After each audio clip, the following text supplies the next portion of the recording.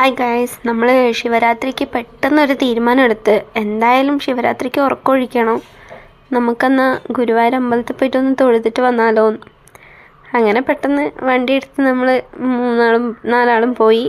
മുത്ത് വന്നിട്ടില്ല, അവൾക്ക് ക്ലാസ് ഉണ്ടെന്നിട്ട് അവൾ പഠിക്കാൻ പോയി. ഞാനും കിച്ചും ചുന്തും ഏട്ടനും അങ്ങനെ നമ്മൾ പോയി.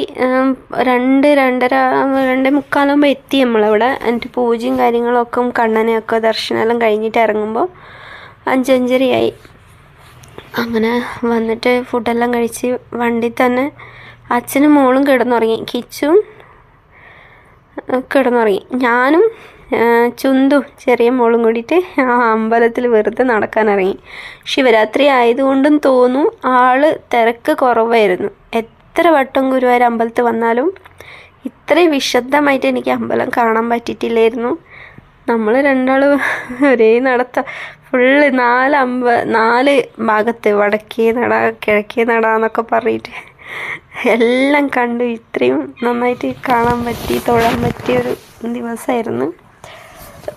അങ്ങനെ ഒരുപാട് ഈ ഫാൻസി കാര്യങ്ങളൊക്കെ ഇല്ലേ, എല്ലാ കടയിലും ഇവളെ പിടിച്ച് വലിച്ച് കൊണ്ടുവരുന്നത് തന്നെയായിരുന്നു ഞാൻ. വാ അത് മതി എന്ന് പറഞ്ഞിട്ട്. അപ്പോഴത്തേക്കും കിച്ചു എണീച്ചിട്ടില്ല. കിച്ചു നല്ല ഉറക്കം. എന്നിട്ട് ഏട്ടൻ വന്ന് പിന്നെ പാൽപ്പായസത്തിന് 9:30 നമുക്ക് കിട്ടുക. പാൽപ്പായസം കിട്ടാൻ ലേറ്റ് ആവുമെന്ന് പറഞ്ഞിട്ട് വെയിറ്റ് ചെയ്ത് പാൽപ്പായസം എല്ലാം വാങ്ങിച്ചു. നമ്മൾ വണ്ടി വന്നു. അടുത്ത അമ്പലത്തേക്ക് നമ്മൾ പോവുക.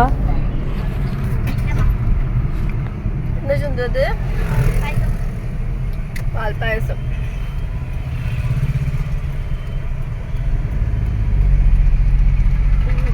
ഫ്ലാറ്റ്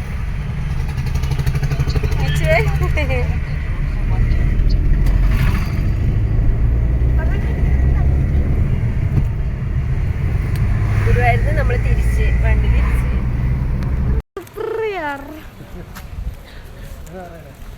അമ്മ ബലൂണി വീർപ്പിക്കുന്ന സാധനം.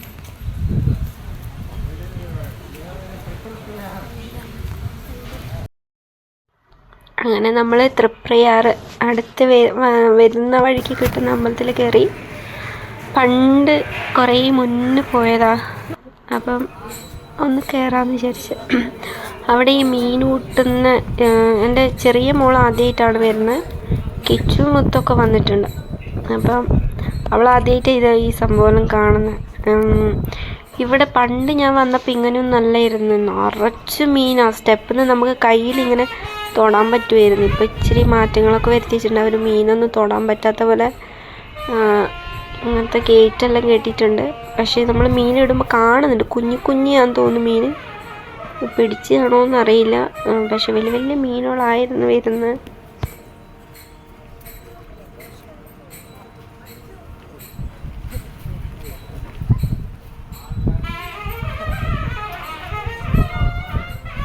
കളയട അങ്ങനെയല്ല,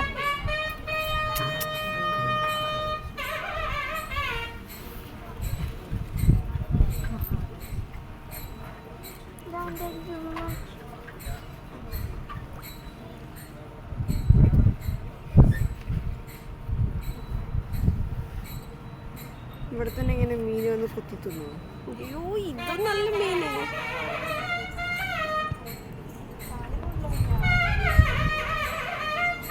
മടുത്ത്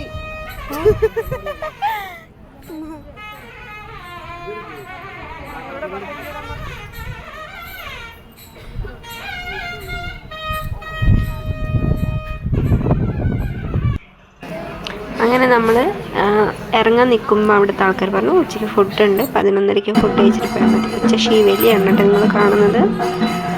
അങ്ങനെ നമ്മൾ ഫുഡ് കഴിച്ചു.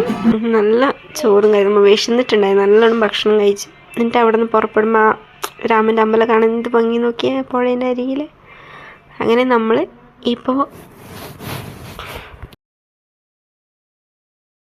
തൃപ്രയാർ അമ്പലത്തിൻ്റെ നട അടയ്ക്കുമ്പോൾ വിഷ്ണുമായ ക്ഷേത്രത്തിൽ നട തുറക്കുന്ന പറഞ്ഞ്. അപ്പോൾ അവിടെ ഒന്ന് കയറാമെന്ന് വിചാരിച്ചു. കാനാടി വിഷ്ണുമായ ക്ഷേത്രം. എൻ്റെ ഭഗവാനെ, കാണേണ്ട അമ്പലമാണ്.